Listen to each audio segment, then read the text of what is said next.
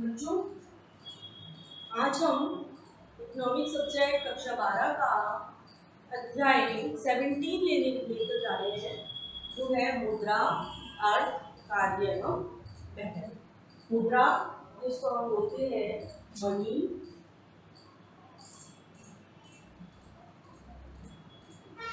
अर्थ जिसको हम बोलते हैं भूमि,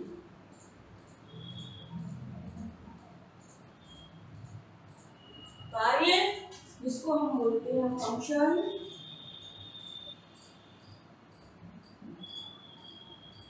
and importance. Functions and importance.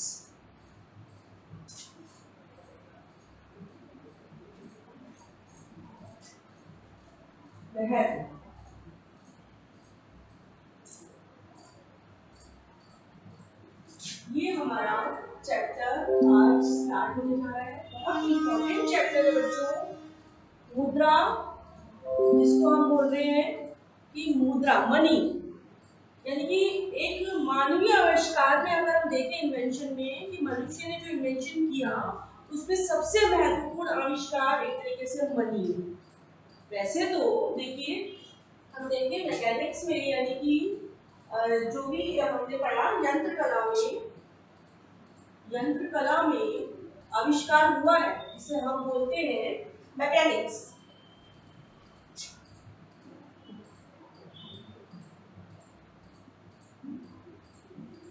यंत्र कला में यानी कि मैकेनिक्स में किसका इन्वेंशन हुआ? पहिए। और इसके अलावा विज्ञान में, हम इन्वेंशन की बात कर रहे हैं, आविष्कार की, कि किस किस क्षेत्र में किस किस चीज का आविष्कार हुआ, तो विज्ञान में जो है इसमें हुआ आग का। जो क्रांतिकारी आविष्कार थे उनका विशेषकर नाम दिया है कि किस किस में किस चीज का आविष्कार सबसे ज्यादा हुआ है। इसी तरह से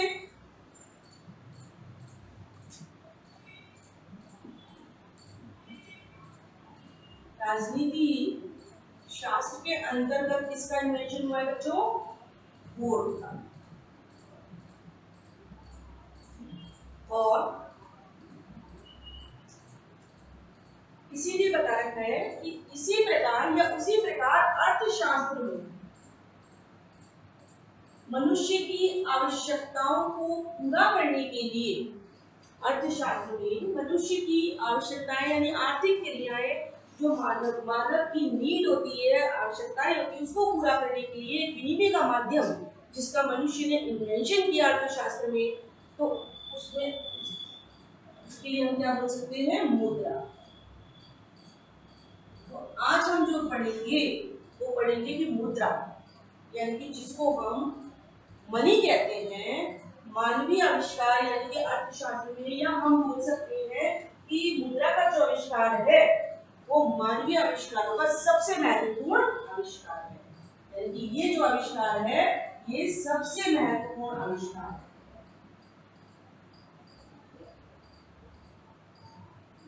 सबसे महत्वपूर्ण आविष्कार किया है मानव ने। देखिए, इसका वर्णन हम आगे करेंगे कैसे। इस पूरा जो समाज है, ये पूरा जो आज ये तीनों चीज भी है, ये किसके ऊपर डिपेंड है? पैसे, मुद्रा। अगर पैसा नहीं है तो कोई भी हम आर्थिक क्रियाएं नहीं कर सकते और अपनी नीड भी पूरी नहीं कर सकते बच्चों। तो इसीलिए सबसे इंपॉर्टेंट चीज इकोनॉमिक्स में मुद्रा। अर्थ, जहाँ पे हमने पहले वीडियो में बताया था, अर्थ और शास्त्र का मतलब भी बताया था आपको कि अर्थ का मतलब है आर्थिक क्रियाएं या पैसा, धन। अर्थ का मतलब है धन। तो धन क्या है? मुद्रा। देखिए, मुद्रा हम यहाँ पर मुद्रा का मतलब मनी लिया है, लेकिन मुद्रा का मतलब एक पोजीशन भी होता है, एक स्थिति भी होता है। जब हम कोई व्यायाम करते हैं या एक्सरसाइज करते हैं तो जो हमारी एक्सरसाइज होती है वो एक मुद्रा में होती है, पोजीशन होती है। उस पोजीशन को भी मुद्रा का ही नाम दिया है। लेकिन हम चूंकि हम क्या पढ़ रहे हैं? अर्थशास्त्र पढ़ रहे हैं। यहाँ अर्थशास्त्र में एक पोजीशन नहीं है, मुद्रा। मुद्रा एक स्थिति है, वो स्थिति नहीं है। यहाँ पे मुद्रा का अर्थ है धन, पैसा। अब हम सीधे पॉइंट पे आते हैं कि यहाँ पर मुद्रा जो है कैसे इन्वेंशन हुआ, या इससे पहले क्या चीज चलती थी हमारे प्राचीन काल में समाज में, ऐसी क्या चीज चलती थी जिससे व्यक्ति लेन देन करता रहता था, कि ऐसी मुद्रा तो थी नहीं, लेकिन उससे पहले क्या चीज थी प्राचीन काल में, हम उसका वर्णन करेंगे या उसका अध्ययन करेंगे। सबसे पहली चीज, मानवीय आविष्कार में सबसे इंपॉर्टेंट आविष्कार है मुद्रा। ठीक है, हमने बताया यंत्र काल में, यंत्र कला में, विज्ञान में, राजनीति शास्त्र में सबने इन्वेंशन हुए, वैसे बहुत हुए, लेकिन प्रमुख के नाम लिए हमने, जिससे देश में क्रांति आई और इन आविष्कारों से देश में बहुत ही विकास हुआ। किस तरीके से आप देखिए कि अगर सामाजिक जीवन में, अगर हम सामाजिक जीवन, सामाजिक जो जीवन है, इसके अंतर्गत सबसे इंपॉर्टेंट चीज अभी हमने बताई कि मुद्रा है।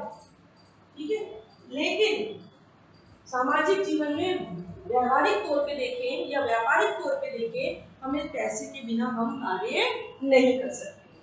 तो इसलिए अगर हम देखें सामाजिक जीवन में हमारा पक्ष जो होता है वो क्या होता है, व्यापारिक पक्ष होता है।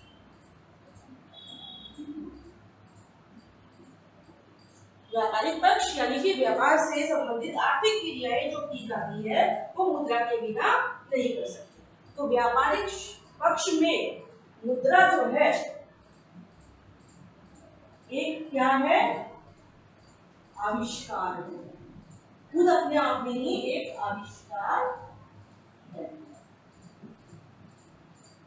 क्योंकि समाज में रहते हैं, समाज में अपनी नीड पूरी करने के लिए व्यक्ति काम क्या करेगा, आर्थिक क्रियाएं करेगा जो व्यापार से संबंधित है, और वो व्यापार में सबसे इंपॉर्टेंट चीज क्या है, मुद्रा।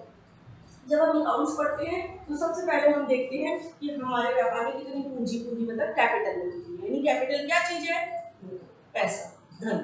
तो इन चीजों का हम अध्ययन करेंगे। अब दूसरी बात है कि पहले के जमाने में मुद्रा नहीं चलती थी, तो व्यक्ति अपनी नीड किस तरीके से पूरी करता था, किस तरीके से आर्थिक लेन देन करता था। तो हम देखेंगे कि आदिकाल में,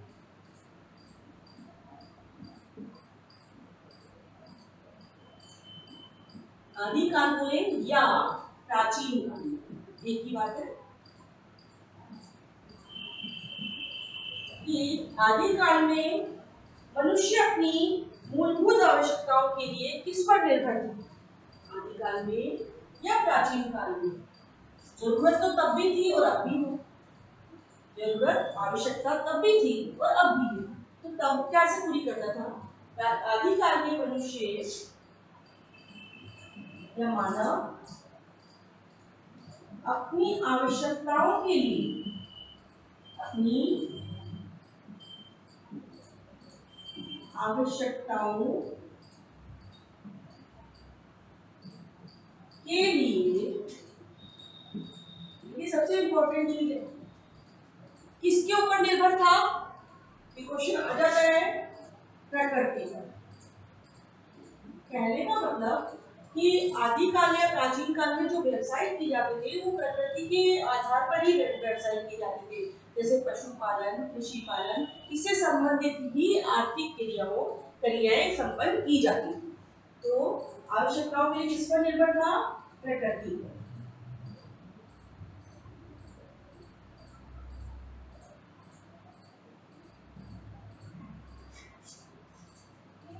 सबसे इंपॉर्टेंट चीज, हम मुद्रा का इन्वेंशन तो देख रहे हैं, लेकिन मुद्रा का इन्वेंशन हुआ कैसे, उससे पहले क्या क्या चीजें थी, उस चीज का वर्णन कर रहे हैं। थोड़ा सा एक बार उसके बारे में डिस्कस करें कि आदिकाल में यानी कि प्राचीन काल में मनुष्य अपनी जरूरत को पूरा करने के लिए किस चीज पर निर्भर था, प्रकृति पर। अब प्रकृति यानी कि जिसको हम बोलते हैं नेचर, ठीक है, नेचर में उसने क्या देखा कि जब वो प्रकृति के संपर्क में आया व्यक्ति, तो उसने क्या सीखा, समूह बनाना सीखा, ग्रुप कर, समूहों का निर्माण किया गया। कैसे किया गया कि जरूरत आवश्यकता को पूरी करने के लिए ग्रुप्स बनाए गए कि अगर किसी व्यक्ति को किसी चीज की जरूरत पड़ती थी तो एक ग्रुपिंग की गई जिसके द्वारा वे अपनी नीड को डिस्कस करते थे और एक एक व्यक्ति उस नीड को पूरा करता था। यानी पहले तो ठीक है कि प्रकृति पर डिपेंड है, वो आदिकाल में प्रकृति पर था, नेचर पे डिपेंड था कि कृषि करे, पशुपालन करे तो किस तरीके से करे। तो इसमें बताया गया है कि समूह में रहना सीखा उसने सबसे पहले, और समूहों का निर्माण किया या समूहों में रहना सीखा प्रकृति को जड़ी। ठीक है बच्चों, सबसे पहले हम डिस्कस कर रहे हैं आदिकाल में कि मनुष्य ने अपनी आवश्यकताओं को पूरा करने के लिए प्रकृति पर निर्भर रहा। प्रकृति में रहने के बाद, यानी कि हमारी प्रकृति का मतलब है नेचर, नेचुरल चीजें जिसके बीच में हम रहते हैं, जैसे वन बाग बगीचे, कृषि, समुद्र, नदी आदि के पास वो रहना, और समूहों का निर्माण किया क्योंकि इतने घने जंगल में अकेले व्यक्ति नहीं कर रह सकता था। इस चक्कर में ग्रुप बने और उन ग्रुपों में उन्हें धीरे धीरे विकास करना शुरू किया और अपना रहना प्रारंभ कर दिया।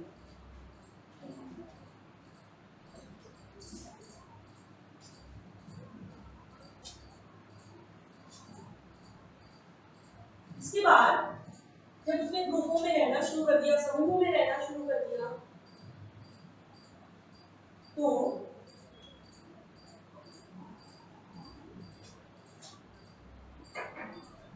समूहों में रहने के बाद समूहों में रहना शुरू करा। इसके अंदर रहते हुए हर व्यक्ति की व्यक्तिगत विविधताएं पाई गई। किसी की रुचि, पसंद, खाना पीना सब कुछ उनकी क्षमता के आधार पर अलग अलग व्यवसायों के लिए चयन किया गया। रहने का मतलब है कि समूह में रहते रहते व्यक्ति का समूह में जो रहता, ग्रुप में जब रहना सीखा व्यक्ति ने, तो अपने विकास के साथ साथ क्या कार्य किए, विकास के साथ साथ उन्होंने समूह में रुचि,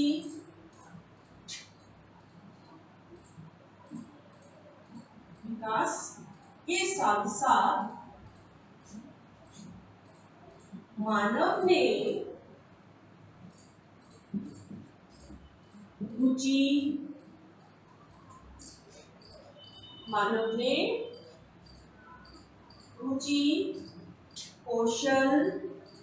कौशल यानी कि स्किल, अपने दिमाग को यूज करना, रुचि इंटरेस्ट, रुचि कौशल एवं क्षमता के आधार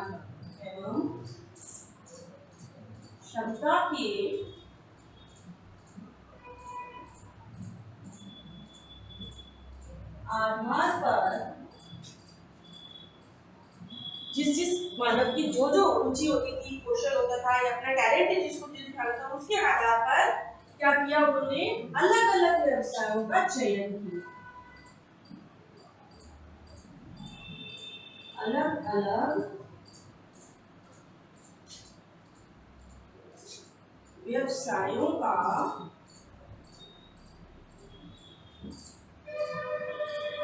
चयन किया। चयन जिसको हम बोलते हैं सिलेक्शन करना, चुनाव करना, कि आपके पास जो आपका टैलेंट है उसके आधार पर अलग अलग व्यवसायों का उन्होंने चयन करे। किसी की रुचि किस चीज में है, किसी की रुचि कृषि पालन में है, किसी की पशुपालन में है, किसी की नदियों से पानी लाने में, कृषि को पेड़ों को पानी देने में है। अलग अलग रुचि क्षमता के आधार पर, उनकी कैपेसिटी के आधार पर उन्होंने अलग अलग व्यवसायों का चयन किया। तो सबसे पहली चीज कि बच्चों कि व्यक्ति ने अपनी नीड को पूरा करने के लिए, यानी सामाजिक जीवन को पाने के लिए क्या किया कि हमने प्रकृति पर निर्भर हुआ। आदिकाल में या प्राचीन काल में बोल सकते थे कि व्यक्ति अपना जीवन यापन किस तरीके से करता था। तो व्यक्ति अपना जीवन यापन जो है वो आखेट पर करता था, यानी कि समुद्र या नदियों के किनारे करता था। क्यों करता था? क्योंकि उसे पानी पीने के लिए व कृषि पालन के लिए, पशुपालन के लिए पानी की बहुत ज्यादा मात्रा में आवश्यकता पड़ती थी। उस मात्रा को पूरी करने के लिए वो अपना जीवन वहीं पर व्यतीत करता। तो सबसे पहले आदिकाल में प्रकृति पर निर्भर था मानव, फिर प्रकृति पर निर्भर होने के साथ साथ उसने समूह बनाना सीखा, ग्रुप बनाना सीखा, समूहों का निर्माण किया गया। समूह में रहते रहते मानव ने अपने विकास के साथ साथ क्या किया कि अपनी रुचि, कौशल और क्षमता के आधार पर अलग अलग बिजनेस का सिलेक्शन किया कि जिसको जो रुचि या लगता था कि इस चीज में मैं कैपेबल हूँ या मैं इस चीज को कर सकता हूँ, उसने उस काम को चुना। इसके बाद धीरे धीरे विभिन्न आवश्यकताएं क्या होने लग गई, व्यवसायों का चयन पूरा कर लिया और इसके कारण धीरे धीरे विभिन्न आवश्यकताएं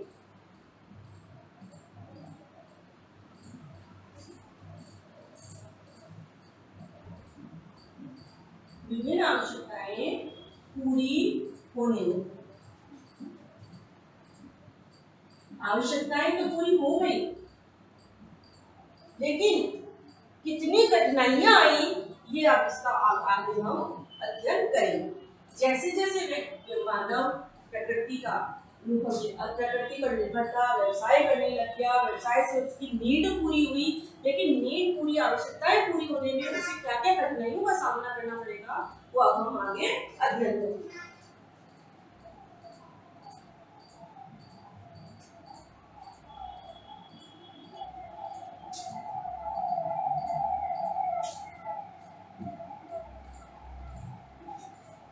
व्यक्ति समूह में रहा, साथ साथ आवश्यकताएं पूरी हुई, नीड पूरी हुई उसकी। अब हम उसकी समस्याएं देखते हैं। समूह का निर्माण हुआ तो कैसा हो, समूह कैसे बने, उनका जो साइज था, उनका जो आकार था समूहों का, वो किस प्रकार का था, उस चीज का अध्ययन हम करेंगे। जैसे अब मान लीजिए सबसे पहले कठिनाई, समूह का निर्माण तो हो गया, लेकिन समूह कैसे बनने लगे, समूहों का आकार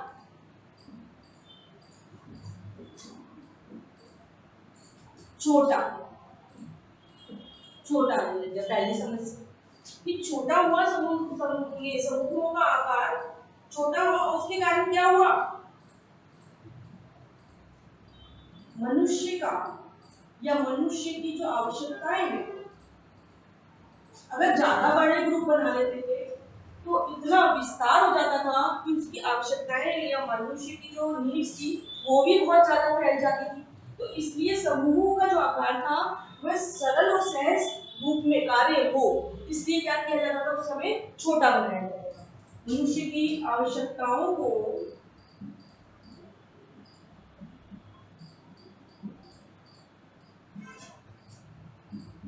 पूरा करने के लिए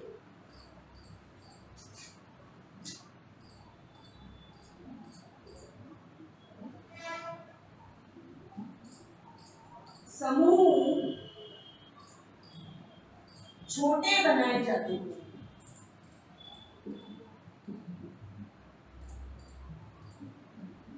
छोटे बनाए जाते थे।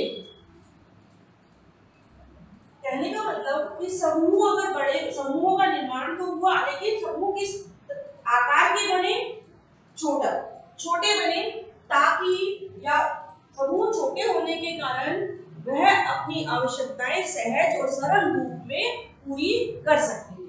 तो इसका दूसरा फायदा कि समूह जब छोटे हुए तो इसका दूसरा फायदा हमें क्या मिला उस समय, कि वह अपनी जो आवश्यकता है, देखिए वस्तुओं का जो लेन देन है, वस्तुओं का लेन देन किस प्रकार किया जाए, चीज लेन देन शुरू हो गया, लेकिन किस कैसे हुआ कि जो लेन देन है वो सहज और सरल रूप में हुआ।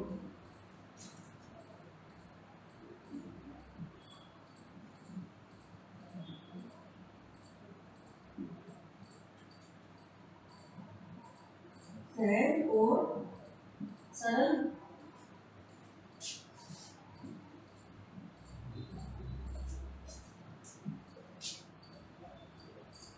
सरल रूप में होने लगा। देखिए लेन देन तो शुरू हो गया, स्टार्ट हो गया, लेकिन कैसा हुआ, बिल्कुल आसान तरीके से उन्हें लगा, उनको आसानी लगने लगी। क्यों आसानी लगने लगी? क्योंकि ग्रुप्स होते थे उनका साइज बहुत छोटा होता था, संख्या कम रखी जाती थी ताकि अपनी नीड्स जल्दी से पूरी हो जाए और इजी तरीके से पूरी हो जाए। ठीक है, इसके बाद देखिए प्रारंभिक काल में या प्राचीन काल में आकार छोटा हो गया, वस्तुओं का लेन देन भी शुरू हो गया। आपने छोटी क्लासेस में पढ़ा होगा कि वस्तुओं के बदले वस्तु लेने का व्यापार शुरू हो गया इकोनॉमिक्स में। कब हुआ? कि मुद्रा नहीं आई थी उससे पहले। तो इसी तरीके से हम बोल सकते हैं कि वस्तु के बदले ये बहुत इंपॉर्टेंट लाइन चल रही है, इसको ध्यान से समझिए। वस्तु के बदले वस्तु खरीदने बेचने,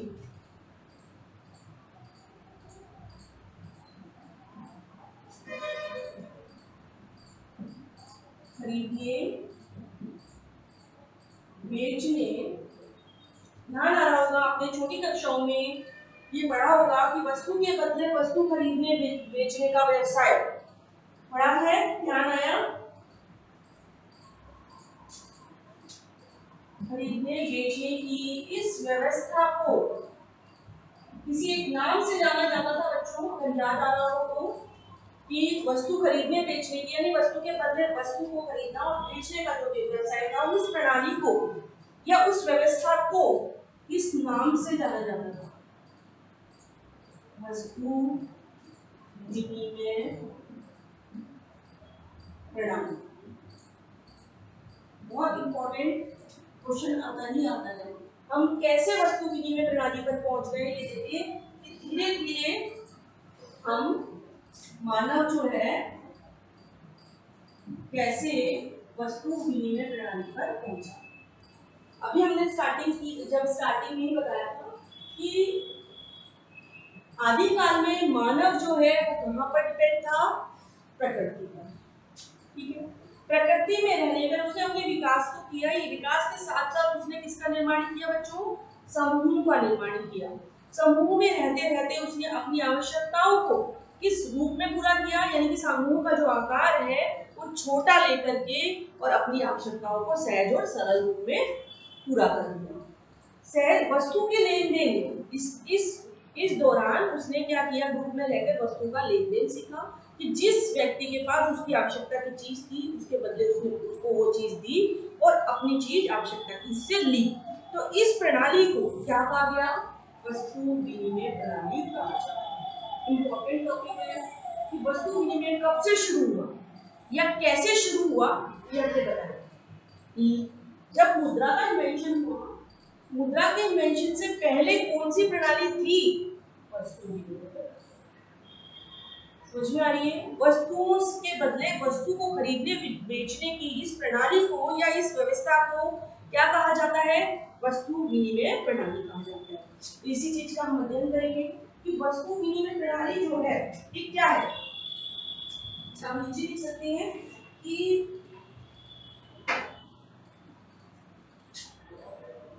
इंपॉर्टेंट टॉपिक है बच्चों, नोट डाउन करेंगे या बुक खोल के बैठेंगे और इन टॉपिक्स को क्लियर करते जाएंगे। वस्तु विनिमय प्रणाली का अर्थ,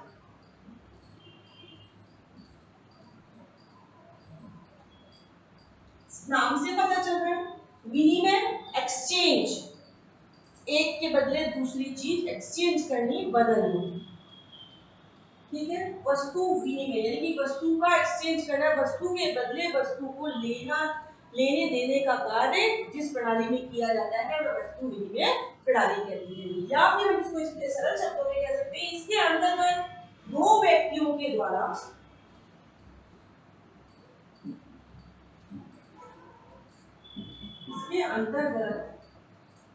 दो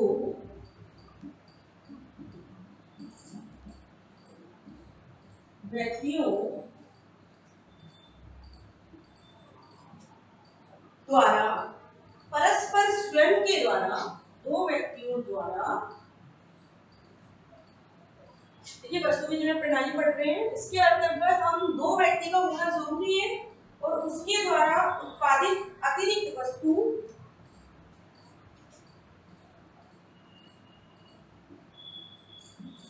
उत्पादित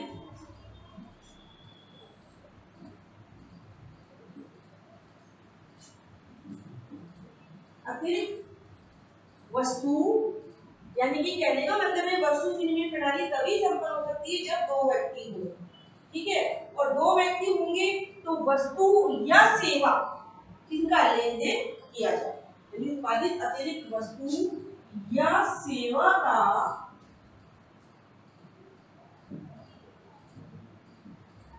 लेन देन अथवा लेन देन को हम बच्चों बोल सकते हैं आदान प्रदान, आदान प्रदान किया जाता है। क्या कहलाता है? वस्तु विनिमय प्रणाली। या हम इसको और भी अच्छी तरीके से, जितना आप इसको अच्छे से समझाएंगे आपका पॉइंट उतना ही अच्छे से समझ में आता जाएगा।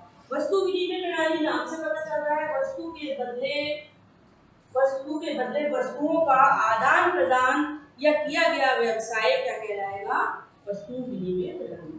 कहने का तात्पर्य बच्चों कि आप जब मुद्रा का इन्वेंशन नहीं हुआ तब व्यक्ति या मानव क्या किया करता था अपनी नीड को पूरा करने के लिए, या आर्थिक क्रियाएं किस तरीके से संपन्न किया जाता, क्योंकि आर्थिक क्रियाएं तो तब भी थी, आर्थिक क्रियाएं पैसे से रिलेटेड थी, लेकिन उस समय पैसा नहीं था तो व्यक्ति अपनी नीड कैसे पूरा। आज की तारीख में मुद्रा का इन्वेंशन हो गया, पैसे का आविष्कार होते ही ये सारी क्रियाएं इतनी सरल हो गई, जो पहले के टाइम पे यानी कि प्राचीन काल में ये सब चीजें बहुत ही कठिन हुआ करती थी।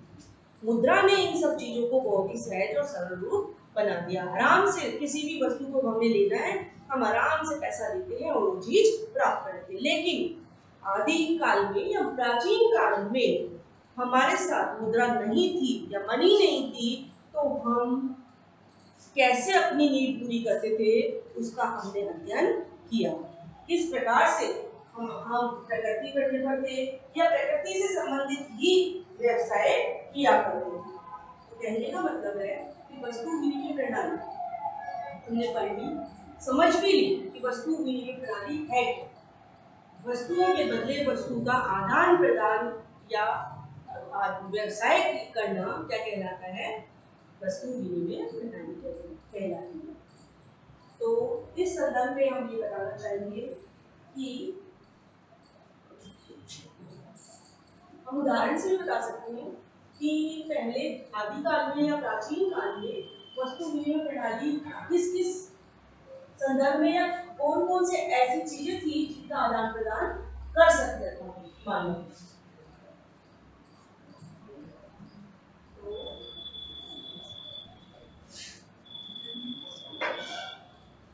देखिए हमने पहले ही पढ़ा कि आदिकाल में जो मानव था वो किस पर निर्भर था? प्रकृति पर। प्रकृति पर निर्भर होने के कारण वो व्यवसाय भी कैसे करता था? प्रकृति से रिलेटेड ही व्यवसाय करता था। तो हम सबसे पहले ये चीज लिखेंगे कि प्राचीन काल में मनुष्य केवल प्राचीन काल में जो मनुष्य था वो केवल किस पे डिपेंड था? प्रकृति पे तो था ही, साथ में वह प्राथमिक व्यवसाय में ही संलग्न था। प्राथमिक व्यवसाय ही करता था। प्राथमिक व्यवसाय में बच्चों आपने पढ़ा था कौन कौन सा आता है? पशुपालन, कृषि पालन, और आपके आ जाते हैं मछली पालन, पशुपालन में आ जाता है खेत पर व्यवसाय करना, ये सारे प्राथमिक व्यवसाय हैं। इनके प्राचीन काल में जो मानव था वो प्राथमिक व्यवसाय में ही संलग्न था।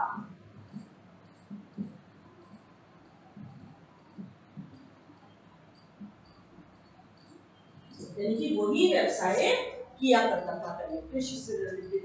अब जैसे हम उदाहरण बता सकते हैं, जैसे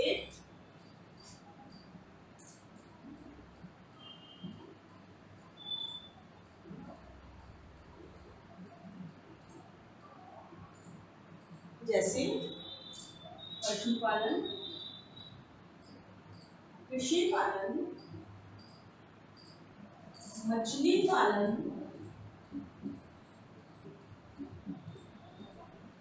देखिए पशुपालन में भेड़, बकरी, गाय, भैंस ये सब चीज आ सकती है। इनको पालता था क्योंकि इनसे क्या प्राप्त होता था, उन्हें दूध प्राप्त होता था। दूध दूध लेकर के वो क्या चीज, जो जिसका व्यवसाय संपन्न, जिसमें क्षमता रखता था वह उसी का व्यवसाय करता था। इसके अंदर पशुपालन, कृषि पालन, मछली पालन व आखेटन। आखेटन का मतलब है कि समुद्र के किनारे बैठ करके उनसे उनसे संबंधित व्यवसायों को पूरा करना। आगे लिख सकती हूँ, आगे लिख सकती हूँ।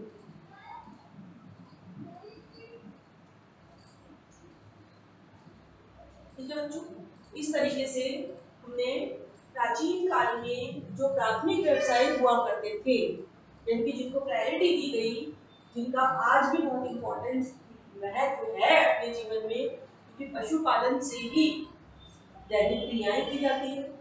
कृषि पालन से हमें औषधि, फल, फूल, भोजन, तो सारा सभी चीजें प्राथमिक व्यवसाय पर ही डिपेंड है बच्चों, इसलिए ये बहुत ही इम्पोर्टेंट था। तो कहने का मतलब है कि आज जो हमने पढ़ा, कि मुद्रा हम पढ़ रहे हैं, मुद्रा का अर्थ पढ़ रहे हैं।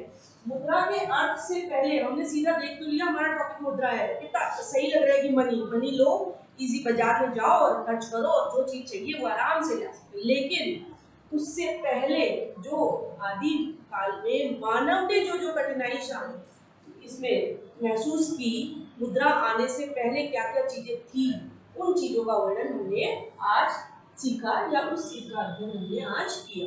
कहने का मतलब कि मुद्रा के इन्वेंशन से पहले, मुद्रा तो आराम से इन्वेंशन हुई, लेकिन उससे पहले क्या क्या व्यक्ति के, मानव के जीवन में बहुत बहुत कठिनाइयां आई, या क्या किया करता था वो पहले अपने आर्थिक जीवन को या आर्थिक व्यवसायों को किस तरीके से आर्थिक लेन देन किया करता था, उन सब चीजों का वर्णन हमने अपने इस वीडियो में पढ़ा। आप यूनिट 6 खोले, जो हमारी 10 नंबर की यूनिट है, जिसमें ये चैप्टर 17 चैप्टर चल रहा है, मुद्रा का अर्थ, कार्य और महत्व। इसका पार्ट 1 आज मैंने आपको क्लियर किया कि अब हम सेकंड पार्ट में इसके आगे जो पार्ट चल रहा है उसको कंटिन्यू करेंगे। ये टॉपिक को मुद्रा के इन्वेंशन से कंटिन्यू करेंगे। मुद्रा है क्या, इसी को हम आगे कंटिन्यू करते हुए आपका ये वीडियो क्लोज कर रहे हैं, और इसे अच्छे से पढ़ें, और इसमें जो भी आपको समझ में नहीं आए आप मुझे फीडबैक दें और मुझे कॉल करें।